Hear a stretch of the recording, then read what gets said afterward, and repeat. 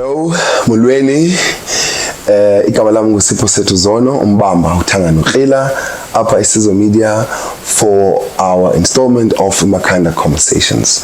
Namhlanje siphethe uSis Nosi Nkwinti from Rhodes University Community Engagement. Molo man. Molo da. Kunjani? Kusakuhle nenjani nina? Si right, enkosi. Nkosithanga, nkosithanga. Okay. Sis Nosi? Does Nosi have space? Nosi. Nosi. All right. So Nosi, could you just give us just a background on Rhodes Community Engagement and how it came to be? Rhodes Community Engagement, I'd say this year we have turned to 15. So it's quite a young developing division. But within the development stages, it has done immense and significant impact in Makhanda. Community engagement, together with other divisions of community engagement in other institutions, came through a white paper of 1997 where post-apartheid institutions had to become socially responsible of the communities that they exist in, not being only ivory towers or being or in those communities, but they're not benefiting the communities that they are in. So community engagement plays a bridge between the community and the institution, not forgetting that the university itself is a community. So it can start within the community of the institution and also go into the communities externally of the institution. Yeah, I know Rhodes University is one of the largest employers of Grahamstown. Absolutely. So it's only fitting Absolutely. that it is, it has some responsibility to the people of Makhanda. Okay, so basically it's law that you guys must come and engage us as the community. Ne? I don't want to say it's law because there are two things here. The community has always been there, and the institution is here. So it could be a responsibility of the external community to work with Rhodes University, because if Rhodes University is not here, the economy of Makhanda will actually die out.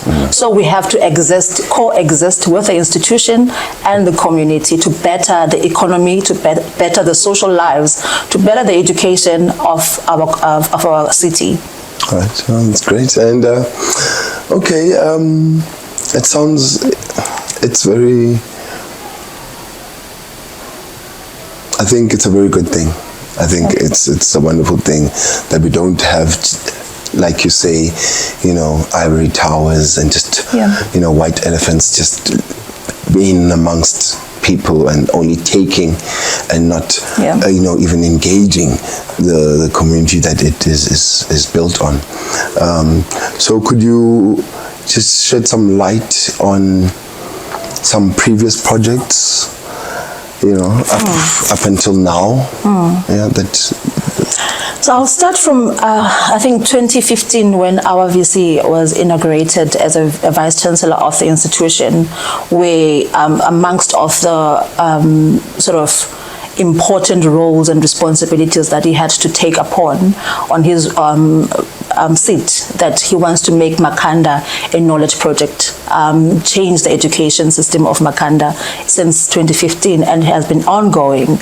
How the shift from that space of education has turned, where if you look back in 2011, there were only less than 10 people from the community, from our public schools that had access to Rhodes in terms of passing matric and then getting into a higher education institution. And through the projects and programs that the Vice Chancellor has started, the programs like 910s, a mentoring program that is in the schooling system, the public schools that we have in Makhanda. where we mentor grade 10, grade 12 learners to access quality, to get actually quality bachelors so that they can access the higher education. So that's number one, the projects that we are running around the schools, the number of those. So if before I continue with that, community engagement is shaped within 4 forms of engagement, which is service learning, the engaged research, engaged citizenry, and social innovation. So amongst of each of those, we have a number of different programs. Social learning, so service learning is a credit-bearing program that academics and departments do with different stakeholders in Makhanda, where they could, I would make an example of a reading program that is being done at Makhanda Primary School in Achimbolegwa. There is a service learning program that is done here at Rhodes every Saturday. It could fall under service learning, it could fall under engaged citizenship, where grade 8 and 9 learners are being mentored and tutored for science and mathematics every Saturday term time. And we have under engaged citizenry, we have volunteerism programs where our students go into different spaces in Makhanda and learn together with our community on how to rebuild the structures of Makhanda in different ways. For example, they get taught something in class and then they can apply it in the community. So the relationship should be mutually beneficial. What our community is benefiting should be equivalent to what the students are benefiting. So those spaces are being opened in different community spaces, in our non-governmental organizations, our public schools, our private schools, certain businesses in Makhanda have open spaces to work together with the institution, staff, students, and the likes. We have engaged research, where now we've let go of traditional ways of doing research where it used to be more extractive, where academics would go to a community partner and fish for information and go and write it as if that was their own information. But now we're engaging with the community. I know a lot of people that have been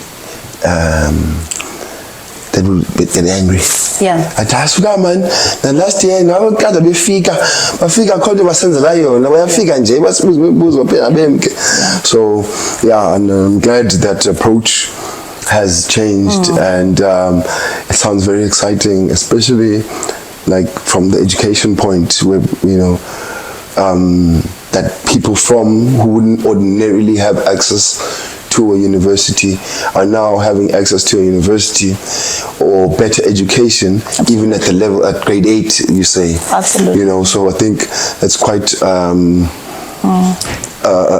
innovative. Yeah. I think as a university, when you start young, the sky is the limit. Absolutely. Sorry, I think you were still carrying on. Yeah, and I was actually going to go backwards. I started at the top, which is our grade 12s, and I went to grade 8 and 9. We accommodate all those kind of grades, but we go back to intermediate phase, which is our primary schools. I've mentioned that the number of departments that are doing projects within the primary school level, and we've got a number of projects that we are running with our ECD centers, ECD centers that's early childhood development centers, and not only community engagement run those programs. We only facilitate the establishment of relationship and how we nurture those relationships, so that every year we have academics that are welcomed in those spaces. So yeah, there are a number of projects that are being run all around Makhanda. There are high level programs that are also being strategized within different portfolios in the ranks of the institutions that I can't elaborate on or articulate well, but I know of the programs that we immediately run from the division.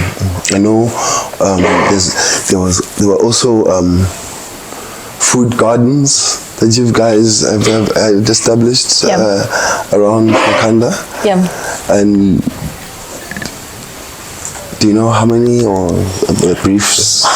I can't give you a number because I'll be lying. There are so many food garden programs and projects that are running around Makhanda, and saying that we've started them would be, I don't want to say a lie, would be not being really truthful, because we're working together with the community. These programs have been there, just that they probably would have lacked legs to move or grow. What we do is facilitating a process of moving forward.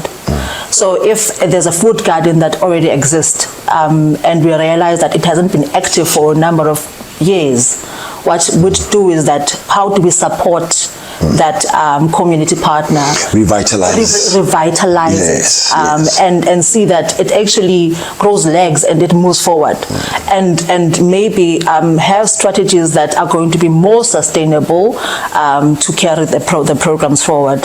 Starting, I have not, I don't know of, but supporting, I know there's so many that we are supporting. All right, and okay, we've covered, I mean, look, the university is quite big and there are many faculties. So my thought is that as it's, I know, I mean, these are primary needs of the town, education and nutrition, but there are other, I mean, like I say, there are other faculties. There's law. There's sports. The sports departments, geology, and all of that. Do you think they would also form a part of this community engagement, or if they are already? Do you know? Community engagement is for everyone, and it is my duty to know what is happening on the ground. On the grounds of Rhodes University, on the grounds of the community of Makhanda. Law has been working closely with the Assumption Development Center and has worked with a number of schools previously.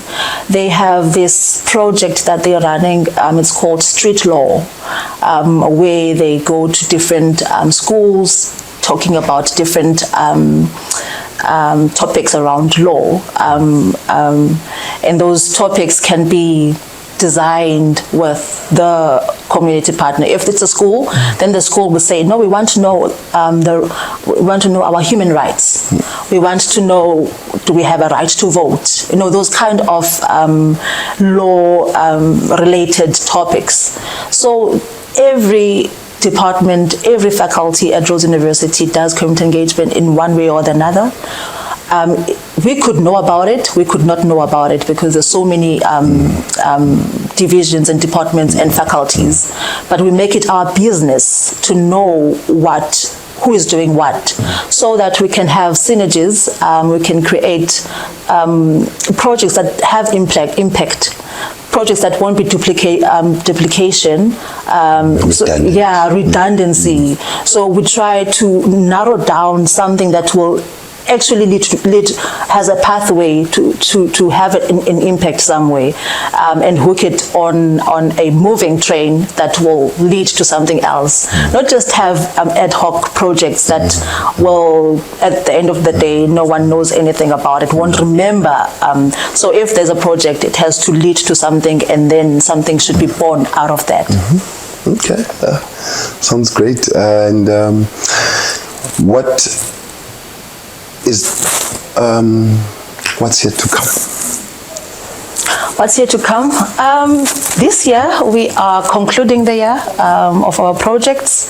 It's usually the exciting time of the year where people look back to what they have done over the year. I would say for our students, they've done so much together with our community partners, because whatever we do has to be jointly planned, jointly implemented, and jointly evaluated. So the journey is not just for our students, it is for our community as well.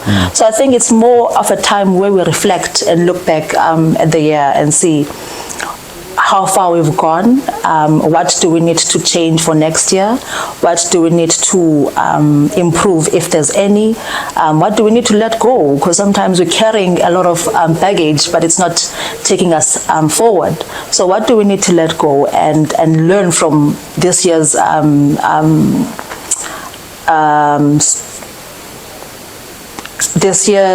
lessons. Thank you. Lessons, that's the word I'm looking for. So that's the time. This is the last term of volunteerism, because when we greet October, we have our awards and awarding all the participants or all the people that were part of community engagement. So that's, if you're probably seeing a lot of students doing a lot of projects, because they're trying to conclude, they're trying to design or create an exit plan for the people that are going to take over their responsibilities. So it's quite an exciting time. There's so much that's coming. Maybe just keep on going to our Facebook page, our social media, which is Rhodes University Community Engagement on Facebook, and Instagram it's RU Engagement, Twitter RU Engagement. You'll see a lot of activities and updates. And just had a thought on what's most difficult. What are the most difficult things, or the difficulties you come across in the projects you do, or Over the years, it has been a language barrier over the years, but I think we're having diverse kind of students. We're having, each year students are different, and obviously, if we have challenges, we have to design our training to accommodate a certain challenge. So if previously it was a language barrier where our students, their mode of instruction is English, and they cross over Majana and then they reach a community that speaks isiXhosa and the other one speaks Afrikaans. So how do they communicate? So we've found that maybe pairing students with one that speaks a native language that is of that community, then that works better. So if it's a non-Xhosa speaker, we have to match them with a Xhosa speaker or an Afrikaans speaking student. So language has been a challenge, and challenge. A challenge is time. Students really would love to spend more time in our community. They only have 1 hour of volunteering, and traveling to a community site also takes some of their time. Makhanda East. So time is against. So if we were to try and look at how do we resolve that, it could also be a challenge for some. It could be a benefit for some. Right. And chankura, money. If we were to have money or funding of all our projects funded, there's so much that we could do in Makhanda. There is so much that we could do in Makhanda. All right, Nosi, thank you very much. Thank you for this insight that you've given us. I know that even the viewers would have learned something, and those that don't know, now know. Thank you very much. Thank you. All right, there you have it. Mrs. Nosi from Community Engagement here at Rhodes University, doing great things for the community of Makhanda. from food gardens to education to law and plethora of other things that they are actively doing as a responsible stakeholder of Makhanda. Igama lami nguSipho Setozono for Sizo Media, Makhanda Conversations. Nkosi.